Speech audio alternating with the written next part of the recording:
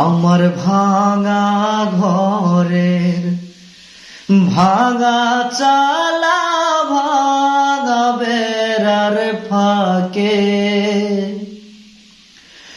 অবাকে জোছনা ঢুইকা পরে হাত বাড়াইয়া ডাকে। আমার ভাঙা ঘরে ভাঙা চালা ভাঙা বেড়ার ফাঁকে অবাকে জোছনা ঢুইকা পরে হাত বাড়াইয়া ডাকে। হাত ইশারায় ডাকে কিন্তু মুখে বলে না,